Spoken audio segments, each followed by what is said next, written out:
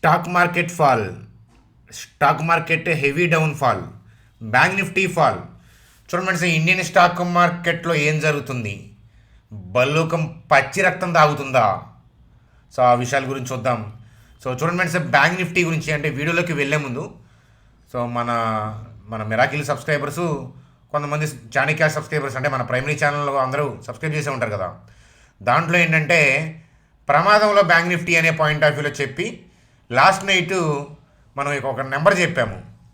చూడండి sir, bank Nifty ఉన్న నెంబర్కి ఇక్కడ మనం మెన్షన్ చేసిన నెంబర్కి చాలా డీవియేషన్ ఉంది. కానీ అది ఎందుకని అంత దూరంలో పెట్టానో అని అనిపించి ఉండొచ్చు మీకు లాస్ట్ నైట్. కానీ ఈరోజు ఫాల్ చూస్తే కనుక సో దగ్గరికి వెళ్ళిపోతుందనే విషయం మనకి అర్థమవుతూ ఉంది. సో ఎందుకని అంతలా దూరంగా ఉన్న వాల్యూని మనం ప్రెడిక్ట్ చేయడానికి, దాన్ని కన్సిడర్ చేయడానికి ఉన్న కారణాలు ఏంటో నేను చెప్తాను. అర్థమవుతుందా?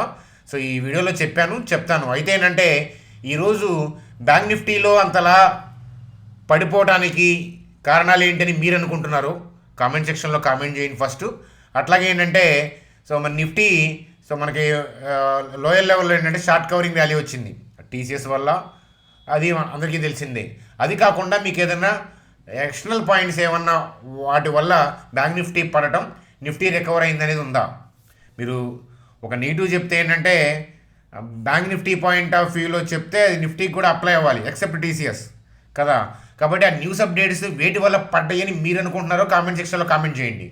వేటి వల్ల పడ్డాయో నేను వీడియోలో రక్తి కట్టిస్తాను. చూడండి, అలాగే డెల్టా కార్ప్కి పిచ్చి లేసిందా చూసారా? సో డెల్టా కార్ప్కి సంబంధించిన అప్డేట్ ఏంటో చూసారా?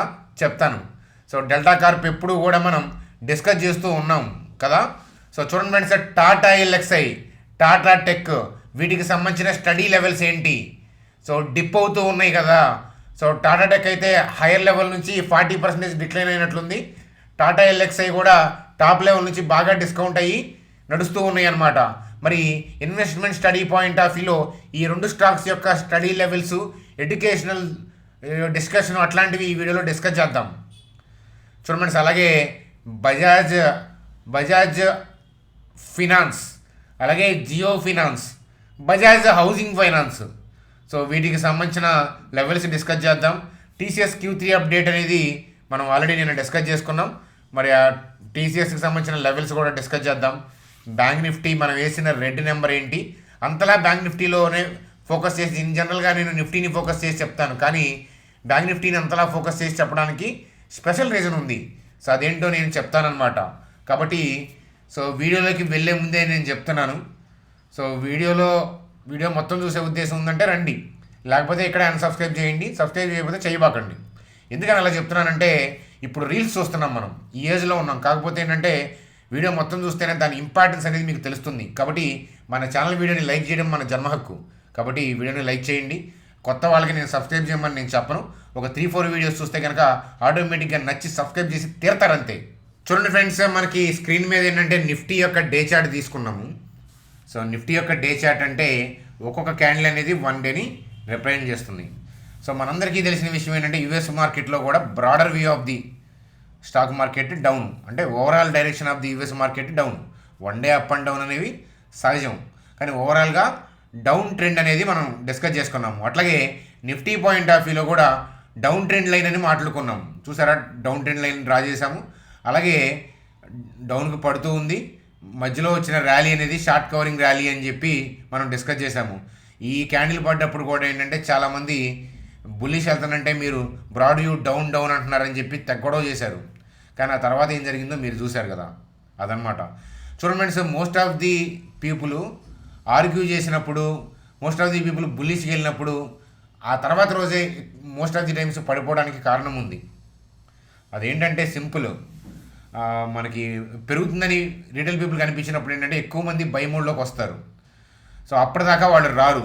సో అప్పటిదాకా ఏంటంటే మార్కెట్ పడుతుంది కదా అని సెల్ మోడ్లోనే ఉంటారు. వాళ్ళు ఎప్పుడైతే బై మోడ్లోకి వస్తారో సో అప్పుడు ఏంటంటే షార్ట్స్ మళ్ళీ బిల్డ్ చేయడానికి ఛాన్సెస్ ఈజీ. మీ ఊర్లో మీరు పొలం కొనాలంటే అమ్మేవాళ్ళు కావాలి, లేదా మీరు అమ్మాలంటే కొనేవాళ్ళు కావాలి. సో ఇక్కడ చూడండి, ఈ షార్ట్ కవరింగ్ ర్యాలీతో పైకి వెళ్తుందని భ్రమింపజేసి నరికేశారు. అర్థమవుతుందా? ఓవరాల్గా మళ్ళీ ఏంటంటే మనం నిఫ్టీ పాయింట్ ఆఫ్ వ్యూలో బ్రాడ్ వ్యూ డౌన్ అనుకున్నాం. బ్రాడ్ వ్యూ డౌన్ అనేంత మాత్రాన ఎవ్రీడే కిందకి వెళ్ళాలని లేదు, అప్ అండ్ డౌన్స్ అనేవి అవుతూ ఉంటాయి. ఈ విషయాన్ని మీరు అబ్జర్వ్ చేయగలరు. అట్లాగే నిన్నటి వీడియో మీరు చూసుంటే కనుక చాణక్య స్టాక్ ట్రేడర్స్లో క్లియర్గా ఈ నెంబర్ మెన్షన్ చేశాను. 23,356, 23,224. సో ఎందుకో కూడా మనం డిస్కస్ చేసాము. చూడండి, ఒక డౌన్ ట్రెండ్ లైన్ తర్వాత ఫుల్ గ్రీన్ క్యాండిల్ పడింది అని అంటే చూడండి, ఒక డౌన్ ట్రెండ్ లైన్ని బ్రేక్ చేసిన క్యాండిల్ ఏదైతే ఉందో అంత బలంగా, సో దాన్ని బ్రేక్ చేయాలంటే చూడండి, పడిపోతున్నప్పుడు ఇంకా పడిపోతుందనే ఫీల్లోనే ఉంటారు రీటైల్ పీపుల్. టీవీ వాళ్ళు అదే చెప్తూ ఉంటారు, మనకు కూడా చూస్తుంటే అదే ఫీలింగ్ ఉంటుంది.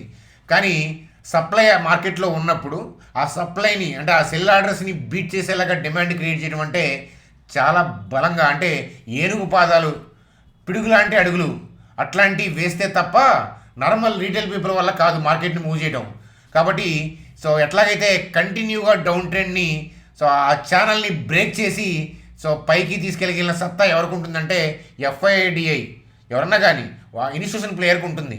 మరి వాళ్ళు ఇంతలా టర్న్ చేశారు అని అంటే కొన్ని ఆర్డర్లు మిగిలిపోయి ఉంటాయని చెప్పాను. అది ఎలాగా అనంటే సో మనం చాలాసార్లు డిస్కస్ చేసుకున్నాం, రఫ్గా చెప్తాను. కొత్త సబ్స్క్రైబర్స్కి మళ్ళీ అప్కమింగ్ డేస్లో వీడియోస్ ద్వారాను అలాగే వెబినార్ల ద్వారాను దీనికి సంబంధించిన లాజిక్స్ అనేది చెప్పడం జరుగుతుంది. బ్రీఫ్గా చూడండి. సో ఈ రెడ్ క్యాండిల్ యొక్క క్లోజింగ్ ఏరియా దగ్గర నుంచి నెక్స్ట్ డే గ్యాప్ అప్ అయింది. అవునా, చూడండి, ఓపెనింగ్ గ్యాప్ అప్ అయింది. సో దాని తర్వాత కాస్త డిప్ అయింది, అది వేరే, కానీ అగ్రెసివ్గా పైకి వెళ్ళిపోయింది. సో సేమ్ థింగ్ ఏంటంటే ఆ రెడ్ క్యాండిల్ యొక్క క్లోజింగ్ ఏరియా చూడండి డౌన్లో ఉంటుంది, 23,356 ఆ ఏరియాలో ఉంటుంది, అంతేనా? దానికన్నా కూడా కిందే క్లోజింగ్ చెప్పాలంటే ఈ రెడ్ క్యాండిల్ క్లోజింగ్ చూడాలంటే మీరు ఇక్కడ చూడండి, వాల్యూ మౌస్ కర్సర్ చూడండి జాగ్రత్తగా. క్లోజింగ్ వాల్యూ ఎంత కనిపిస్తుంది? 23,349.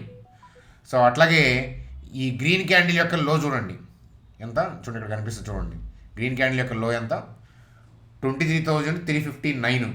సో మనం ఏం డిస్కస్ చేసుకున్నాము? సో ఆ రెడ్ క్యాండిల్ యొక్క క్లోజింగ్ ఏరియాని జాగ్రత్తగా మార్క్ చేసుకొని ఎక్కడ దాకా మార్క్ చేయాలి అంటే ఈ గ్రీన్ క్యాండిల్ యొక్క టేల్ దాకా, అంతే కదా? ఎందుకంటే గ్రీన్ క్యాండిల్ టేల్ దాకా ఉన్న ఆర్డర్స్ బై ఆర్డర్స్ క్లియర్ అయిపోయినట్లే. కానీ గ్రీన్ క్యాండిల్ యొక్క టేల్ ఉంటుంది, దాని కింద ఉన్న బై ఆర్డర్స్ అంతే ఉన్నాయి కదా. ఎందుకంటే మార్కెట్ ఆ నెక్స్ట్ డే రాలేదు, ఆ తర్వాత కూడా రాలేదు, మార్కెట్ అలా పైకి వెళ్ళిపోయింది, అర్థమవుతుందా? కానీ ఈ 22,224, 23,349 ఇక్కడ ఉన్న బై ఆర్డర్స్ అంటే ప్రీ మార్కెట్లో ప్లేస్ చేసిన బై ఆర్డర్స్ ఇన్స్టిట్యూషన్స్ అంతే ఉంచుతారు, తీసేయరు. సో అయితే అప్పుడు వాళ్ళకి పైకి వెళ్ళే ఉద్దేశం ఉంది కాబట్టి ర్యాలీ బయింగ్ అని చెప్పాను, గుర్తుందా? పైకి వెళ్ళే ఉద్దేశం ఉంది కాబట్టి ఆ పైకి వెళ్ళేటప్పుడు రీట్రేస్మెంట్ అయితే ఇది బయింగ్ ఏరియాగా మనం చూడొచ్చు, బయింగ్ జోన్గా మనం చూడొచ్చు. కానీ సో అదేంటంటే పైకి ఎగబడి వెళ్ళిపోయి మార్కెట్లో డిప్ అవుతూ వచ్చాయి. సో ఇప్పుడు మార్కెట్ యొక్క ఇంటెన్షన్ ఏమో కిందకి వెళ్ళే ఉద్దేశం ఉంది, కిందకి వెళ్ళే ఉద్దేశం ఉంది, కానీ ఇక్కడ బై ఆర్డర్స్ ఉన్నాయి. ఎలా అంటే సింపుల్ అండి, వాళ్ళకున్న బై ఆర్డర్స్ ఫర్ ఎగ్జాంపుల్ ఇక్కడ ఒక 2,000 ఉన్నాయి అనుకోండి, పైనుంచి ఒక 10,000 లాట్స్ సెల్ చేసుకుంటూ వచ్చారనుకుందాం కంటిన్యూగా ఇండెక్స్లో, రైట్? ఒక 10,000 లాట్స్ సెల్ చేశారు, ఇక్కడేమో 2,000 బై ఆర్డర్స్ ఉన్నాయి. ఆ 10,000 లాట్స్ సెల్ చేశారనుకోండి, సో ఇది వాళ్ళ ఏరియానే కదా, వాళ్ళ బై ఆర్డర్సే కదా. ఒక 2,000 ఏంటంటే బై చేస్తారు, అంటే షార్ట్స్ కవర్ చేస్తారు. ఇక్కడ 10,000 రిలీజ్ చేశారు, ఇక్కడ 2,000 మాత్రమే ఉన్నాయి, అంటే 10,000 సెల్ రిలీజ్ చేసి ఒక 2,000 షార్ట్స్ కవర్ చేశారనుకోండి, ఏమవుతుంది?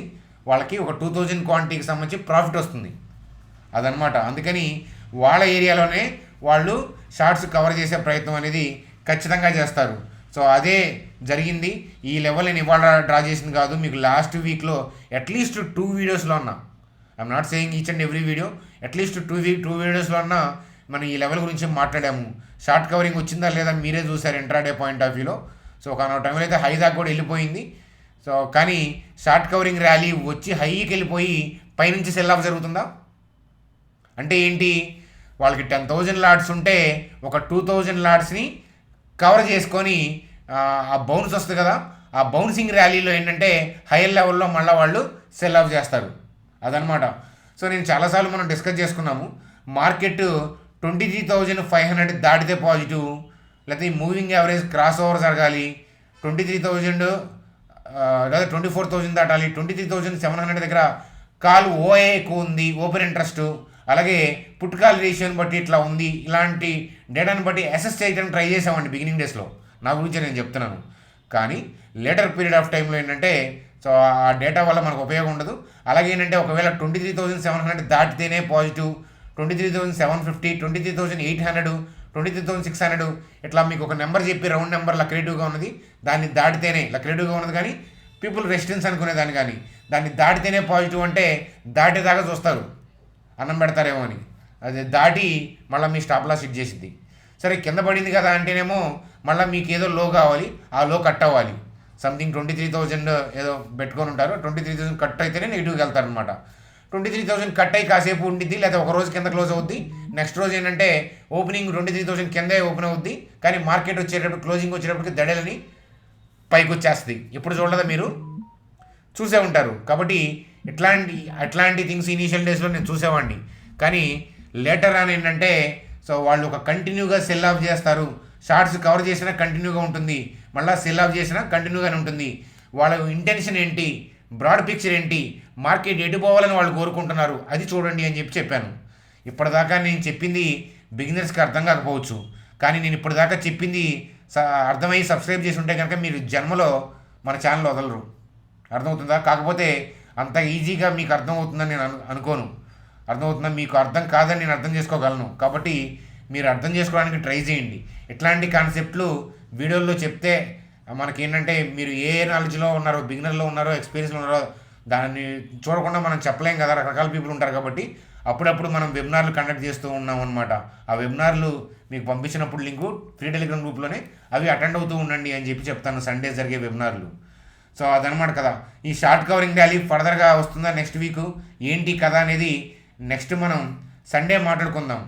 సో అది ఫ్రెండ్స్ నిఫ్టీ యొక్క కథ. మరి బ్యాంక్ నిఫ్టీలో ఎందుకని మరి అంతలా డిప్ అయింది అది చూసే ముందు గేమ్ చేంజర్ మూవీ చూసారా? 4 o'clock షోకి నేను వెళ్ళాను మూసాపేట టైం వరకే. దాని తర్వాత ఏంటంటే ఆ స్థాయి ఉన్నట్ల, మేబీ సినిమా ఆడచ్చు, కలెక్షన్ రావచ్చేమో, కానీ ఆ స్థాయి ఉన్నట్ల. అలాగే మనకు కూడా ఏంటంటే మనందరికీ కూడా మన ఫీల్డ్స్లో ఏంటంటే కొంత ఏజ్ తర్వాత ఏంటంటే పట్టు సడలుతుంది. అలాంటప్పుడు ఏంటంటే మీరు ఈక్విటీ మార్కెట్లో చేసుకునే ఇన్వెస్ట్మెంట్స్, ఈటీఎఫ్లో చేసుకునే ఇన్వెస్ట్మెంట్స్ అవి మీకు పనికొస్తాయి. వయసు ఉంది కదా అని ఆప్షన్ ట్రేడింగ్ చేశారనుకోండి, ఎట్లా పడితే అట్లా చాలా ఇబ్బంది పడతారు నడి వయసుకు వచ్చినాక. అర్థమవుతుందా? కాబట్టి ఈ విషయం అనేది మనం గుర్తుపెట్టుకోవాలి. ఎందుకంటే ఎప్పుడూ మన ఎనర్జీ లెవెల్స్ ఒకేలాగా ఉండవు, ఎప్పుడూ మన బిజినెస్ ఒకేలాగా ఉండదు, ఎప్పుడూ మన జాబ్ ఒకేలాగా ఉండదు. సేమ్ థింగ్ మనకి ఏజ్ బ్రిగే కూడా నేర్చుకునే పాయింట్ ఆఫ్ వ్యూలో క్రేవింగ్ అనేది కూడా అంత ఉండదు. ఆ విషయం మీ అందరికీ తెలుసు. కాబట్టి చాలా జాగ్రత్తగా కరెక్షన్లో ఈక్విటీ మార్కెట్లు, ఈటీఎఫ్లో ఇన్వెస్ట్మెంట్ స్టడీ చేసుకోమని చెప్తాను. అట్లాగే ఏంటంటే మీలో ఎవరికైనా డీమ్యాట్ అకౌంట్, ట్రేడింగ్ అకౌంట్ లేకపోతే ఇక్కడ నేను లింక్ ఇచ్చాను చూడండి. ఇలా లింక్ ఇస్తే మీరు మొబైల్ నెంబర్ ఎంటర్ చేసి ఓటీపీ ఎంటర్ చేసి కంటిన్యూ క్లిక్ చేస్తే 10 minutesలో అకౌంట్ ఓపెన్ అవుతుంది. మీరు ఏ లింక్స్ ద్వారా అయినా సరే పర్లేదు, మీరు అకౌంట్ ఓపెన్ చేసి మీరు క్రియేట్ చేసిన ఐడిని ఏంటంటే మా టీం నెంబర్కి వాట్సాప్ చేయండి. సో వాట్సాప్ చేస్తే ఏంటంటే మీకు ఆ బ్రోకింగ్ కంపెనీలో ఏదైనా వెబినార్లు కండక్ట్ చేస్తున్నా, వాళ్ళు ఏదైనా ఇన్ఫర్మేషన్ ఇచ్చినా, అలాంటివి ఏదైనా మీకు పాస్ చేయాలంటే మీకు పాస్ చేయడం అనేది జరుగుతుంది. అలాగే వన్స్ అకౌంట్ ఓపెన్ అయితే కనుక బిగినర్స్ ఉంటారు కాబట్టి money management, candle sticks, institutions యొక్క బై ఆర్డర్స్, సెల్ ఆర్డర్స్ ఏంటి, నా ఎక్స్పీరియన్స్ నుంచి కొన్ని పాయింట్లు, లాస్ట్ టైం మనం లిమిట్ ఆర్డర్, మార్కెట్ ఆర్డర్ అంటే అది కూడా డిస్కస్ చేసుకున్నాము. అట్లాంటి థింగ్స్ వల్ల, మార్కెట్ ఆర్డర్ వల్ల మీకు ఏమో నష్టపోతారు, లిమిట్ ఆర్డర్ వల్ల ఎడ్జ్ ఏంటి, ఇలాంటి విషయాలు అన్నీ కూడా మనం డిస్కస్ చేసుకుంటూ ఉన్నాం. అదంతా కూడా లైఫ్ టైం ప్రాసెస్, అప్పుడప్పుడు మనం కండక్ట్ చేస్తూ ఉంటామన్నమాట. కాబట్టి సో అకౌంట్ ఓపెన్ చేసిన వాళ్ళు మన లింక్ ద్వారా ఎట్టి పరిస్థితుల్లో మీ ఐడిని మా టీం నెంబర్కి వాట్సాప్ చేయడం మర్చిపోవద్దు. చూడండి సార్, టాటా ఎల్ఎక్స్ఐ ఎర్నింగ్స్లో తేడా రావడంతో మళ్ళీ ఏంటంటే కిందకి దౌడు తీస్తూ ఉంది. అదృష్టం బాగుండి ఈ కరెక్షన్లో కనుక 4746 4250 వస్తే కనుక చూద్దాం, కానీ అంత దూరం రాకపోవచ్చు. కాబట్టి జోన్ కొంచెం ఎలాబరేట్ చేస్తున్నాను. 5232 4250 వచ్చినప్పుడు ఒకసారి నాకు రిమైండ్ చేస్తే ఈ లెవెల్లో ఏంటంటే బయింగ్ సెల్లింగ్ డెప్త్ ఎలా ఉంది, ఇన్వెస్టర్స్ ఏం చేస్తున్నారు అనేది టెక్నికల్గా ఒక లుక్ వేద్దాం.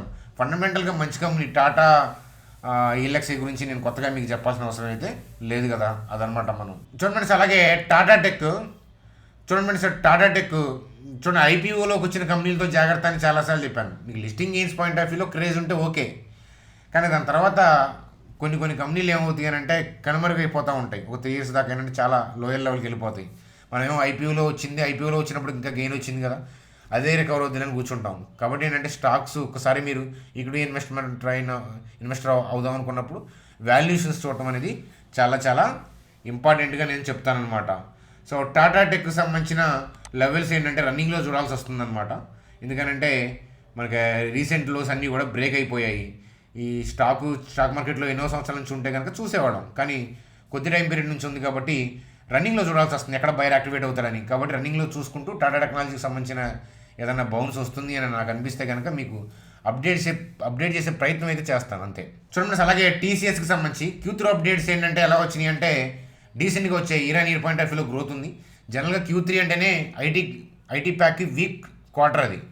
అయినా కూడా ఏంటంటే క్వార్టర్ పాయింట్ ఆఫ్ వ్యూ కూడా స్లైడ్గా పాజిటివ్గా తీసుకుంది.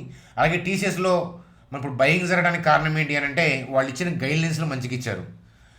Moderate growth, near time moderate growth point of వ్యూలో మంచి గానే ఉంది. లాస్ట్ ఇయర్తో కంపేర్ చేస్తే ఈ ఇయర్ మంచిగా రెవెన్యూస్ ప్రాఫిట్లు తీస్తామనే పాయింట్ ఆఫ్ వ్యూలో క్లూస్ చెప్తున్నారు అనమాట.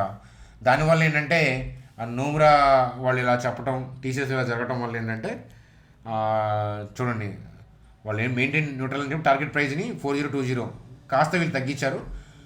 కానీ స్టాక్ మాత్రం పెరిగింది, ఎందుకంటే డివిడెంట్ ఇస్తున్నారు కదా. సో అవి కూడా వీళ్ళు కన్సిడర్ చేసి ఇస్తున్నారనమాట. సో అయితే ఏంటంటే నోమ్రా వాళ్ళే కాదు, ఒక రిజల్ట్స్ వచ్చిన తర్వాత చాలా బ్రోకింగ్ కంపెనీలు టీసీఎస్ మీద రిపోర్ట్స్ ఇస్తూ ఉంటాయి. కాబట్టి చూడండి టీసీఎస్ యొక్క చార్ట్ చూద్దాం పదండి. చూడండి సార్, టీసీఎస్ యొక్క చార్ట్ అయితే కనుక టెక్నికల్గా 3777 3564 దగ్గర ఉంది. సో కాకపోతే ఏంటంటే మరి అక్కడ దాకా వస్తుందా లేదా అని అంటే చెప్పలేం కదా. సో మనకి డివిడెంట్ అప్డేటు వాళ్ళు ఇచ్చిన గైడ్లైన్స్తో ఏంటంటే ర్యాలీ వచ్చింది, గ్యాప్ అప్ ర్యాలీ వచ్చింది. కానీ మార్కెట్ ఏంటంటే మళ్ళీ డిప్ అవుతుంది ఖచ్చితంగా, అదైతే కనిపిస్తూ ఉంది. మళ్ళీ డిప్ అయినప్పుడు సో ఈ రెండింటి మధ్య గ్యాప్లో సగం లైన్ డ్రా చేయండి. ఏం చెప్పాను, ఈ క్యాండిల్కి మధ్య గ్యాప్లో ఒక లైన్ డ్రా చేయండి. పై లైన్లు తీసేస్తున్నాను కన్ఫ్యూజన్ అవాయిడ్ చేయడానికి. కానీ నెక్స్ట్ అప్కమింగ్ డిప్స్ వస్తాయి కదా, రాకుండా ఏమి ఉండవు. అప్కమింగ్ డిప్స్ వస్తే ఏంటంటే ఈ నేను హాఫ్గా డ్రా చేశా కదా లైన్, ఆ లైన్ కన్నా కిందకి వెళ్ళినప్పుడు రియాక్షన్ ఎట్లా ఉందో చూడండి. దాన్ని బట్టి మనకి ఇన్పుట్స్ దొరుకుతాయి అనమాట. అది టీసీఎస్ ఫర్దర్గా ఏం జరగబోతుందని ఇన్పుట్ అనేది దొరుకుతుంది అనమాట. సో అది కదా. చూడండి సార్, జియో ఫినాన్స్ సో మనకి లిస్ట్ అయిన దగ్గర నుంచి మనం చూస్తున్నాము 247 236 లెవెల్ ఒకటి, అలాగే 202 కన్నా బిలో. సో మనకి 202 కన్నా బిలో వస్తుందో లేదో మనం చెప్పలేం, కానీ మనం 247 236 అయితే కనుక వచ్చే పాసిబిలిటీస్ ఉన్నాయి. గ్యారంటీగా వస్తుందని మనం చెప్పలేము, వచ్చే పాసిబిలిటీస్ ఉన్నాయి. కాబట్టి ఈ లెవెల్కి వచ్చినప్పుడు ఇన్వెస్ట్మెంట్ పాయింట్ ఆఫ్ వ్యూలో స్టడీ చేయడానికి అక్కడ బౌన్స్ ఎలా ఉంది, రియాక్షన్ ఎట్లా ఉంది అని ఎడ్యుకేషన్గా చూద్దాం. అలాగే ఆ కంపెనీ యొక్క ప్రోస్ కాన్స్ మొత్తం కూడా ఎడ్యుకేషన్గా డిస్కస్ చేద్దాం. సో ఆ లెవెల్ దగ్గరకు వచ్చినప్పుడు జియో ఫైనాన్స్ గురించి ఖచ్చితంగా మనం డిస్కస్ చేద్దామని చెప్పి చెప్తాను. చూడండి, అలాగే బజాజ్ ఫినాన్స్కి సంబంధించి రీసెంట్గా వచ్చిన ర్యాలీస్ ఏంటంటే Q3 అప్డేట్లో భాగంగా Q3 అప్డేట్స్ ఇస్తారు కదా డైరెక్ట్గా ఎర్నింగ్ కాకుండా, ఇచ్చినప్పుడు ఏంటంటే మంచిగా డీసెంట్గా ఉంది. అలాగే వాళ్ళు గ్రోత్ ప్లాన్స్ అయ్యి నచ్చి ఏంటంటే బై చేశారు. సో ఈ పర్టికులర్ కంపెనీలో స్టడీ చేయాలంటే ఇంతకుముందు ప్రీవియస్ ఇచ్చిన లెవెల్ దాకా రాకపోవచ్చు. ఇది మనం స్టడీ చేయాలంటే ఏంటంటే 6966 కన్నా కిందకు వస్తే చూద్దాం, అర్థమవుతుందా. అది 6966 కన్నా కిందకు వస్తే అప్పుడు బజాజ్ ఫైనాన్స్ గురించి ఆలోచిద్దామని చెప్పి చెప్తాను. రాకుండా పైకి వెళ్తా అంటే వెళ్ళచ్చు, అది మనం జడ్జి చేయాలి. మన sir bank Nifty point of వ్యూలో ఎందుకని అంత దూరం నెంబర్ చెప్పాము, ఆ నెంబర్ చెప్పింది కూడా 46,000 అరౌండ్ కదా, 46,032 సంథింగ్ అంతే కదా. అంత దూరంగా ఎలా చెప్పగలుగుతున్నాము అని అంటే రీజన్ ఏంటంటే మార్కెట్ ఏమో డౌన్ ట్రెండ్ నడుస్తుంది. నెక్స్ట్ బయర్ ఉన్న ఏరియా ఏంటి అంటే మంత్లీ చార్ట్లో 46,060 42,843 ఆ నియర్ బై నెంబర్ 46,038 అంతా ఇచ్చినట్టున్నాం కదా. ఎగ్జాక్ట్గా మీరు లైన్స్ డ్రా చేస్తే వచ్చేస్తుంది ఆ జోను. కాబట్టి ఆ లెవెల్కి వెళ్ళే పాసిబిలిటీస్ అనేవి బ్యాంక్ నిఫ్టీలో కనిపిస్తున్నాయి అనమాట. ఎందుకంటే దగ్గరలో బయర్ లేడు కాబట్టి ఏదైనా మధ్యలో గుడ్ న్యూస్లు వస్తే అప్పుడు మనం రన్నింగ్గా చూసుకోవాలి టర్న్ అవుతుందో లేదో అని.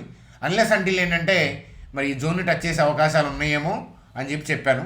F&O పాయింట్ ఆఫ్ వ్యూలో మీరు చూడటానికి కాదు, ట్రేడ్ చేయడానికి కాదు, అసలు మామూలుగా మార్కెట్ యొక్క బ్రాడ్ డైరెక్షన్ ఏంటి, అసలు మార్కెట్ని ఎలా చూడాలనే విషయాలు మీకు కాన్సెప్ట్లో అర్థమవుతున్నాయా లేదా అనేది చెప్పడం కోసం ఈ డిస్కషన్ అనేది చేస్తున్నాను అనమాట. సండే వీడియోలో మరింత విపులంగా మాట్లాడుకుందాం. చూడండి సార్, డెల్టా కార్ప్ గురించి ఇక్కడ దాకా వచ్చి డెల్టా కార్ప్ గురించి చూస్తున్నారు అంటే మన ఛానల్ ఆల్రెడీ సబ్స్క్రైబర్స్ మీరు. కొత్త వాళ్ళ కంటే సబ్స్క్రైబ్ చేయని వాళ్ళకి ఎందుకు ఈ డెల్టా కార్ప్ డిస్కస్ చేయాలని చెప్పి నేను ఫస్ట్లో చెప్పలేదు. మీ ఓపిక ఏంటంటే అది ఉపయోగపడుతుంది. డెల్టా కార్ప్ గురించి గతంలో ఏం చెప్పాము, సుప్రీంకోర్టులో కేసు ఉంది. ఆ కేసు పాయింట్ ఆఫ్ వ్యూలో పాజిటివ్గా వస్తే తప్ప కంపెనీ బాగుపడదు. అనేది చెప్పాం మనం. సో ఎందుకనంటే వాళ్ళు వేసిన జిఎస్టీ వాళ్ళు పంపించిన నోటీసు కడితే ఏంటంటే కంపెనీ అసలు ఉండదు. అది మేనేజ్మెంట్ వాళ్ళు చేస్తుందే గ్యాంబ్లింగ్. గ్యాంబ్లింగ్ అంటే బిజినెస్లో కాదు, వాళ్ళ వృత్తి ఏంటి, డెల్టా కార్ప్ ఏంటి, పత్తాలు ఆడటం, గోవా ఇట్లా తెలుసు కదా మీకు. వాళ్ళ వృత్తి ఏంటంటే గ్యాంబ్లింగ్, ఈ జూదమే. కాబట్టి ఈ జూదం ఆడేవాడు నష్టపోతాడు కానీ హోల్డ్ చేసేవాడు ఎక్కడ నష్టపోతాడా? కోడి పందాల ఆడేవాళ్ళు నష్టపోతారు కానీ నిర్వహించేవాళ్ళు తెలుసుగా. మీకు కోడి పందాలకు వెళ్తున్నప్పుడు మనం ఎంతో ఇవ్వాలి, 1500, 500 ఎంతో కమిషన్ ఉంటుంది, 5000, 500 ఎంతో. నాకు 3000 అన్నా కూడా 3000 అయినా 500 కమిషన్ అంటారు, తెలుసు కదా. జడ్జిలు ఉంటారు, అవన్నీ చూస్తుంటారు కదా మీరు. ఏదైనా కానీ కమిషనే కదా. కాబట్టి హోల్డ్ చేసేవాళ్ళు ఇప్పుడు నష్టపోరు. అలాగే వాళ్ళ లాయర్లు కాన్ఫిడెంట్గా ఉన్నారు అనేది చెప్పాం మీకు ఆల్రెడీ. నోటీస్కి సంబంధించి ట్యాక్స్ కట్టాల్సిన అవసరం లేదు. దానికి ఎన్పిఎస్, దానికి సంబంధించి ఆ ఎన్పిఎస్కి సంబంధించి అదే వాళ్ళు కట్టాల్సిన గవర్నమెంట్ ట్యాక్స్ కట్టాల్సిన థింగ్స్కి సంబంధించి ప్రొవిజన్స్ కూడా ఏం చేయలేదు. ప్రొవిజన్స్ కూడా ఏం చేయలేదని చెప్పి కంపెనీ చెప్పిందనమాట. ఎందుకంటే వాళ్ళు కాన్ఫిడెంట్గా ఉన్నారు వాళ్ళ లాయర్లు. ఇప్పుడు ఏంటంటే ఆ షోకాజ్ నోటీస్ని ఏం చేసిందంటే, ఎవరికైతే ఇప్పుడు మనకి జిఎస్టీ వాళ్ళు నోటీస్ పంపించారో దాని ఏంటంటే స్టే ఇచ్చిందనమాట. అయితే ఫర్దర్గా థింగ్స్ ఇంప్రూవ్మెంట్ ఏంటంటే March 18 నుంచి జరుగుతాయి. ఇంకా ఇళ్ళకి కానీ పండగ కాదు, ప్రస్తుతానికి ఏంటంటే రిలీఫ్ వచ్చింది కాబట్టి.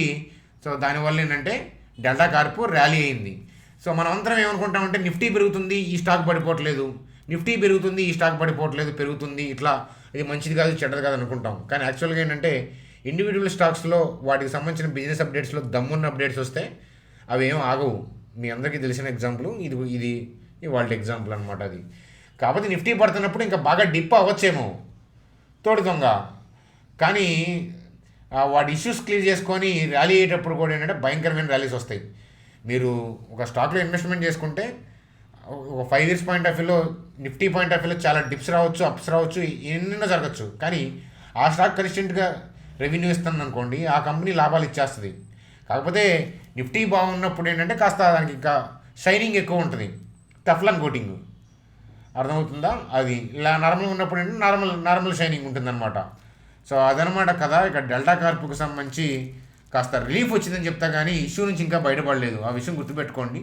దీన్ని ట్రాక్ చేస్తూ లోయర్ లెవెల్లో పాయింట్ ఆఫ్ వ్యూ లేదన్నా మనకి బాగా లోయర్ లెవెల్లో 100 లోపు అట్లా దొరికితే కనుక దీన్ని చూద్దామని చెప్పి చూస్తూ ఉన్నాను అనమాట. దొరికితే, లేకపోతే లేదు. సో అది ఫ్రెండ్స్ మనకి కదా. Bank Nifty already broad you down. ఈరోజు దీనివల్ల పడింది డాలరు, బాండ్ ఈల్డ్, సో రూపాయి వీక్ అయింది, ఇట్లాంటి క్రూడ్ అని చెప్పి డిస్కషన్ సోషల్ మీడియాలో జరుగుతుంటాయి. నేను కూడా వాటిని చెప్పి మీకు చెప్పచ్చు. కాకపోతే ఏంటంటే టెక్నికల్గా అది కిందకి పోవాలని చూస్తుంది కాబట్టి వెళ్తుందనమాట. ఒకవేళ వేరే ఇష్యూస్ వల్ల మీకు పడింది అనుకుంటే బ్యాంక్ నిఫ్టీ అంతలా పడదు కదా, అక్కడ కింద బయర్ లేడు చార్ట్లో, పెండింగ్ ఆర్డర్స్ అక్కడ కనిపించట్లేదు, అందుకని అంత దూరం నెంబర్ చెప్పింది.